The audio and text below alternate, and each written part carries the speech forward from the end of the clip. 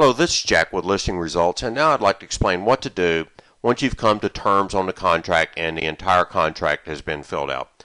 The first thing you're going to need to do is at the bottom of each page, you're going to need to make sure that you have initialed here. And I'll just go through the contract each page here and point out the high points and what to do. On page 2, the earnest money.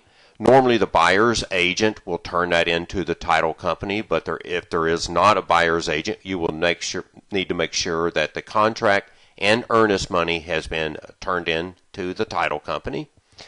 And on the survey here, you will need to make sure that you get the title company. If you agree to this item here, you will need to get them a copy of the survey and the T47 within the days that you've put in here, and normally 15 days is a good thing to put there. Next, you will need to make sure an initial at the bottom of this page. On page 3 of the contract, there is nothing to worry about here, just initial at the bottom. Page 4 of the contract, just make sure that the buyer has received a copy of the seller's disclosure, and then you will initial at the bottom. On page 5 of the contract, let's just scroll down here a little bit, and nothing to worry about here, just initial at the bottom.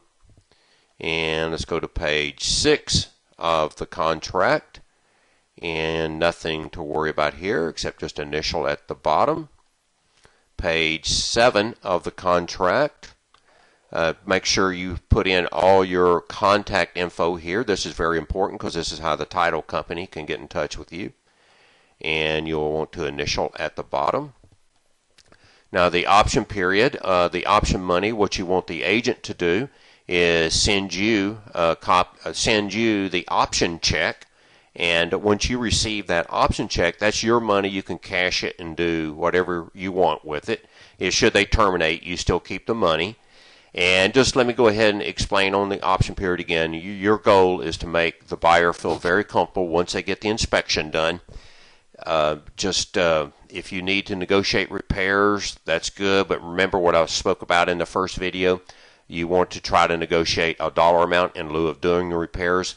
Many deals fall apart during here, so it's always good to maybe make a few concessions to the buyer to make them feel good about the transaction. There's nothing to worry about here, and I'll make sure that the contract is executed. Normally the seller has the contract last. Even though it says the broker to fill in the date, you need to fill in this date, and then you will sign here. The broker page, nothing to worry about here. Just make sure the commission is correct. And then once it's all signed, you will need to send us a copy as well, as we're required by law to have a copy of the contract. And if you have any questions, please feel free to give us a call.